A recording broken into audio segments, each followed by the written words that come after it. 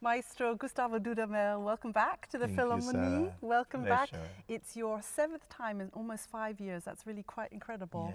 Yes. And well, it's a huge pleasure and honor always to be back here. For us. But we are sitting in the audience today. Usually we do the interviews on stage or in another room. Today I thought we'd sit in the audience. And I wanted to ask you, can you remember the last time you sat in the audience here? Last time I think was when you were doing Carmen, with Simon. I think this was last year. It was last year, so it's not that long ago. Not that long ago, and I was listening there. Do you remember the first time? The first time I came here to conduct the Venezuelan National Children Orchestra, and I remember you were around and you led us to come, few musicians of the orchestra. This was, I think, a rehearsal of Bruckner 9. And then I came to a concert when I came here to study for 3 months. Was a Haydn concert, Brahms Fourth. You've got a great memory. Yes, he was doing Brahms Fourth, and I think a special composer, he was doing a symphony for strings. I remember. Did you get to sit in such a nice expensive seat like this one, or were you standing up in the back? I got good tickets. You got good tickets? Yes, I got good tickets because that day I was arriving from Venezuela for this, experience, to assist Simon, to prepare the Academy Orchestra. I was living in this place. You were here for 3 months, and you were literally, I remember you were everywhere. Everywhere. And it doesn't matter what time of the morning or the night I was here, you were always here. I was all the time, and I remember I was sleeping there. Up there in the box. Deliciously, I have, During rehearsals, I hope not. No, not during okay. rehearsal, but, between rehearsals, because I was living in a house of a friend, Venezuelan friend. Then Thomas Clamor, I was living in his house, that was really fun. But they lived very far and was very expensive for me. So I was sleeping here, eating all the time at the cafeteria. And, for me, it's like a house. I think it's like home because I feel like I know every corner of this place. And I was listening concerts there at the top there. Sometimes I got great invitation. I was sitting here. Well, it's it's a beautiful part of my life. 3 months is a long time to stay in one place here in the Philharmonie for you, because you were otherwise traveling everywhere. Yeah. What did those 3 months bring to you, do you think? Well, I think, especially because, as you know, I did all my musical education in Venezuela, in El Sistema, and Maestro Abreu and all my teachers they were the basis of all what I know about music. But to come here was my first, let's say, international, out of home, experience. And it was great because we grew up listening and watching concerts of the Berlin Philharmonic, especially with Karajan. We were playing, for example, Tchaikovsky 4, a lot of times, preparing that as a children orchestra. And which was the video that we were watching? Video of Karajan with the Berlin Philharmonic. So the reference was always there, and we had the sound.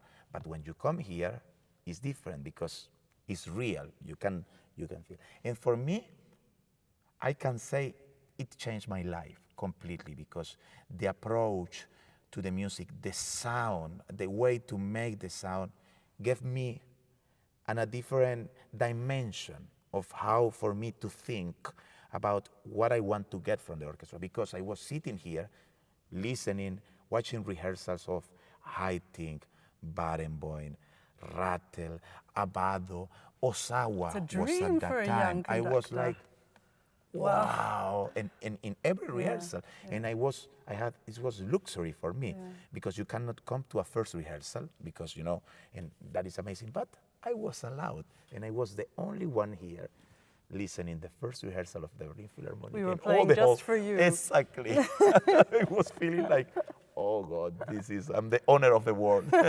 Must have been absolute paradise for a young conductor. But that is what I recommend to young conductors, because they always come and they ask what to do. And I say, well, it's not a better school than to go and to sit in a rehearsal of a big conductor.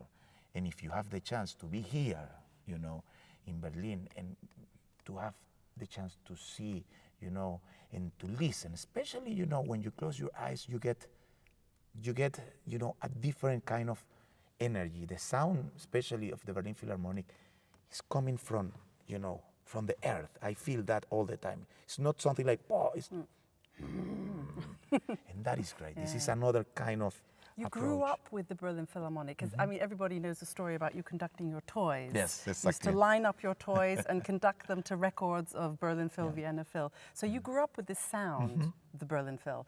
And when you came, I mean, you've done quite a few programs now, but this is the first sort of true German meet that you're doing. I mean, Strauss is really one of our basic repertoire things. I mean, the orchestra I think the orchestra plays Strauss really, really well. Do you Well, let me tell you, when we did last year the Zarathustra, yes, and now we are doing the Don Juan and Till, but it was funny because I was checking some things in the string parts, and it said in the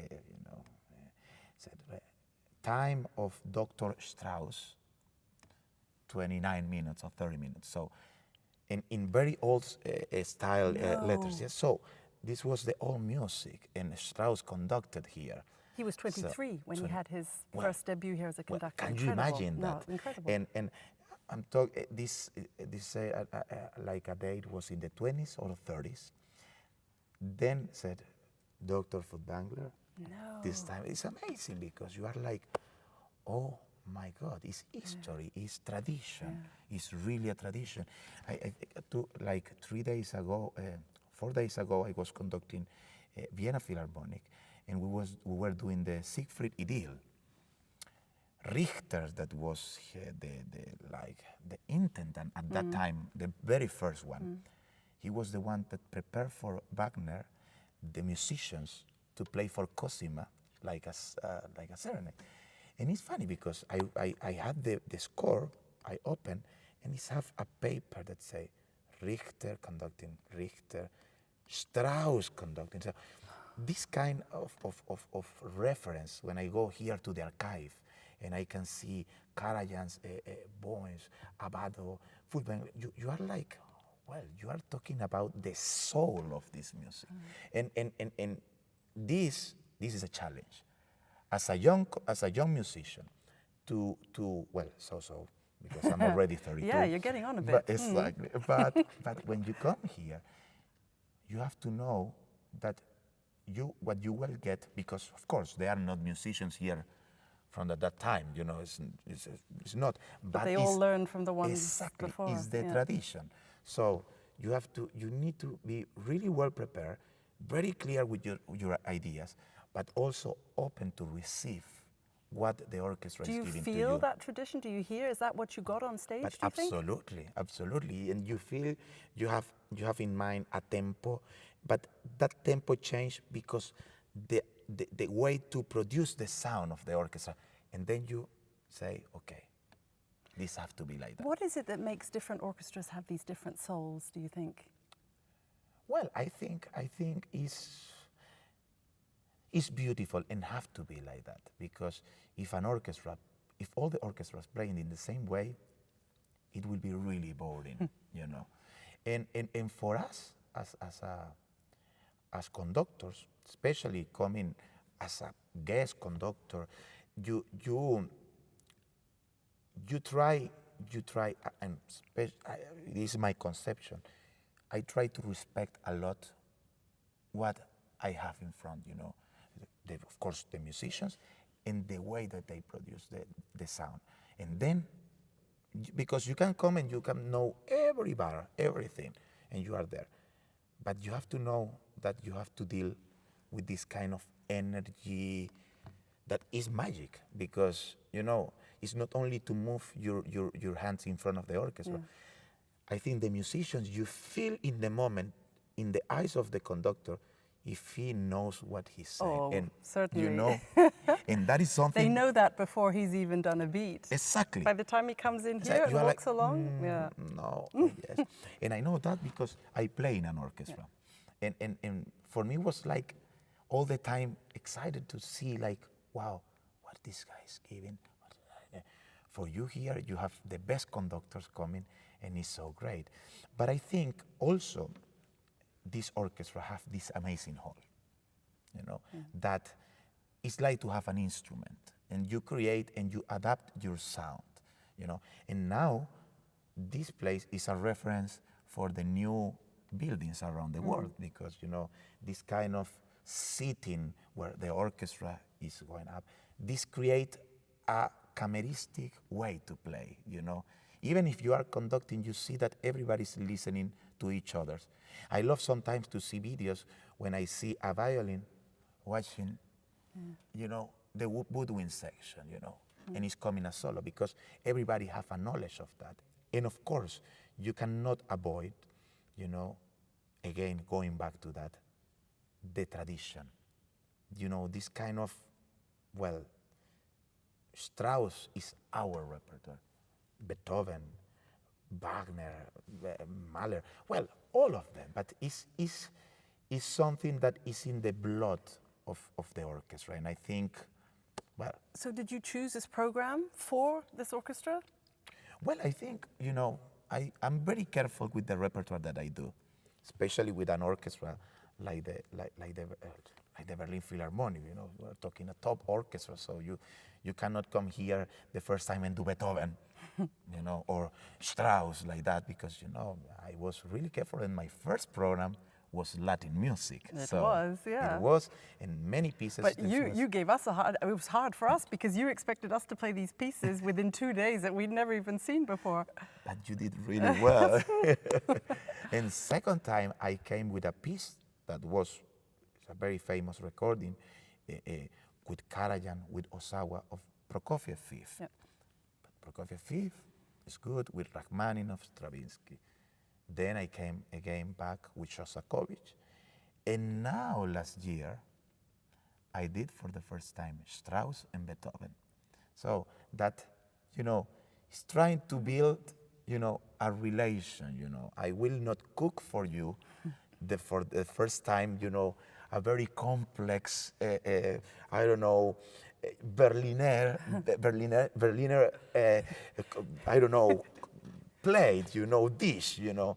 First of all, I will cook for you what I know to cook, and then I will prepare something. And have been great, because the evolution of the relation is so natural. And I feel that when I come here, everything seems very natural. Sometimes I don't have to say things. I love because when I have an example, because I use sometimes a lot of metaphors to explain what I want to have or how to see the things. And, you know, everybody's listening, you receive, I receive. So I really feel like, you know, you can feel part of the family, because when I was sleeping here, learning, assisting Simon, watching, bringing, coming, listening to hear, it's like, well.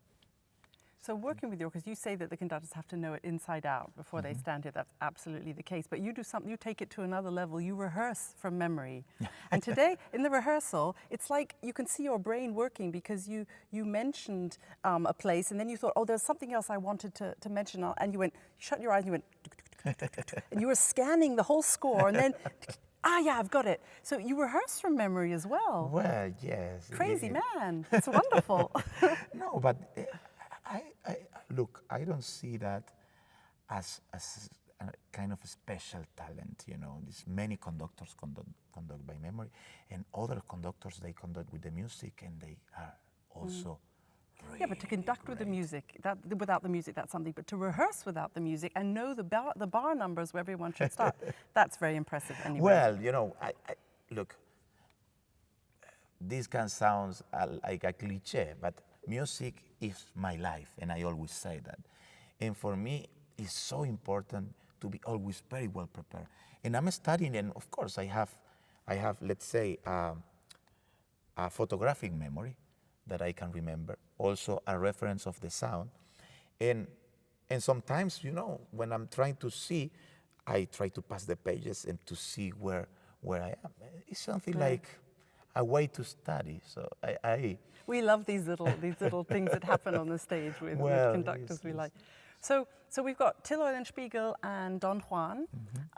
Very nice horn program. Thank you very much. Very nice, because the horns are the heroes in both pieces. They're Till Eulenspiegel and Don Juan. And Don Juan. Yeah. So what would you say? Are you more a Till Eulenspiegel or a Don Juan? Well, I have to say. Oh, your voice is getting deeper now. Yes, yes. And of course, I hope my wife is not. If I say Don Juan, I will be in problems. Well, how about Don Eulenspiegel? Exactly. Or Till Juan or Don Spiegel. Or Don Till. Don Till. Do you imagine these characters on stage while you're conducting? Absolutely. Yeah? And you become these. But we have to. Yeah. Because it's like to read an history. It's like, you know, to say and to, you know, for the people to laugh or to suffer, you know, in short time. Because I think for Till, for Strauss was an idea to write an opera about the character, but he didn't go to write the opera, and he wrote the piece, you know. And it's so funny because in such a short time, you show many how to say, many Pictures, elements, exactly, and pictures. also of the character. You see, this crazy character, playful character, you know, making all, it's like a bully, you know, trying to do bad things all the time. And you have to show that. People have to laugh, and the people have to see when he's dying, you know, that this place. The same in Don Juan.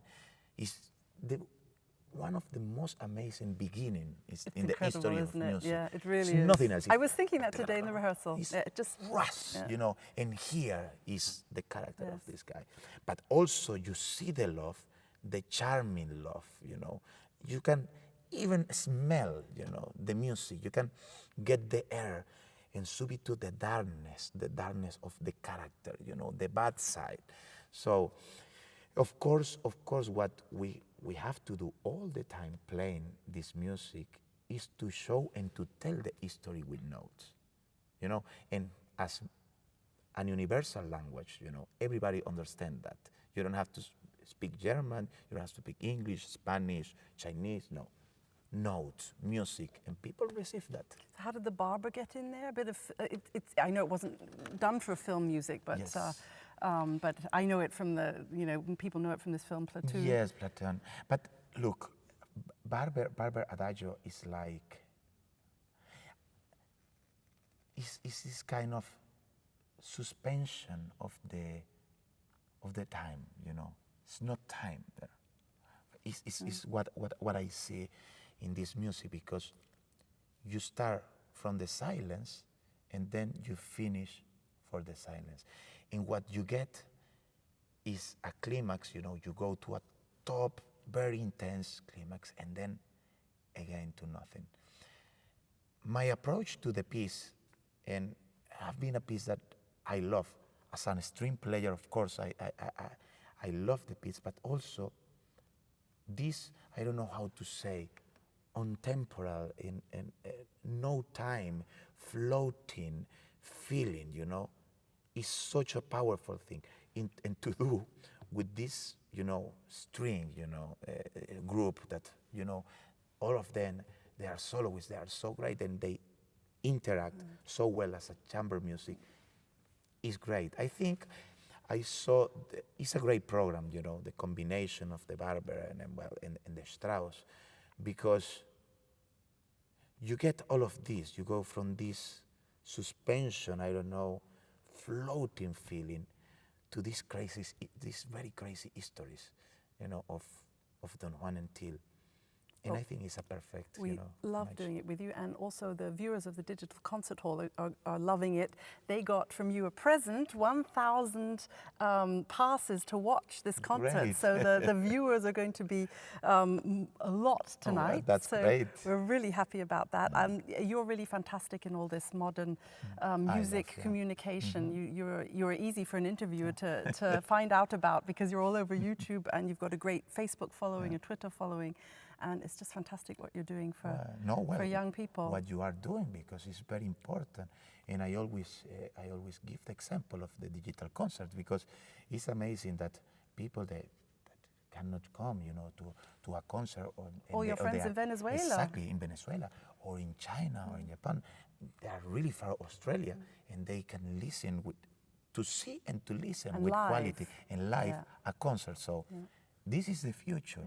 This is the future, and of course, for me, that is something very important, because educational also is a very important element, because you can get the tradition. When I came here, of course, it's not almost the same, but you can listen a concert.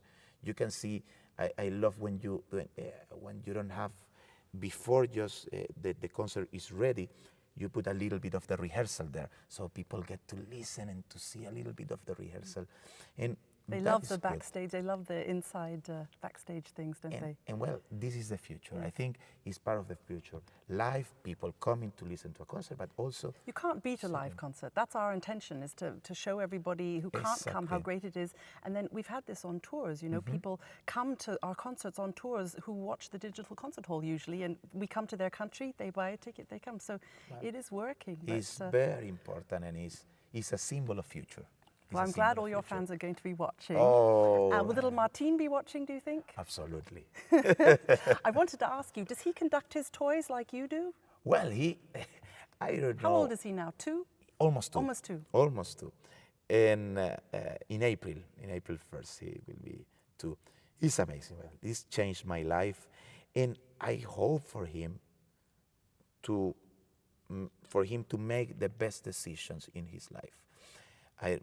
If he's a musician, beautiful. Football player is also good. If he's a football, if he's a dancer like his mother, it's great. If he's a lawyer, if he's a shoemaker, I will be very happy. I will love for him to do that. He can see of what I do, that I do with love and with passion, and with the commitment and with the responsibility that you need to have to do the things that you do, as Eloisa also do with the things that she does. But if he's a conductor, so he's not conducting his toys yet. But he'll probably conduct with an iPhone rather than with a baton. My grandmother gave him a car where you put, you press a button and it's coming, some Bizet, Carmen music and all of that. It's so funny. And he takes a baton. Since he was very small, he was always taking this and doing this, yes. And we built a paper one because it was dangerous for him, a normal one. So, and he was all the time like that. It's beautiful. I feel very proud of that. But, if he decides to do whatever he wants, I will be so happy because I'm completely in love. Aww. Yeah, completely. Well, I hope we see him soon here Absolutely. in the Philharmonie. You have to bring him to a children's concert and we'll let him he run will around. be sitting there on the Very stage. good. Gustavo, thank you so much. It's been a wonderful week with you. Thank you so much. Thank you. Thank you. Bye.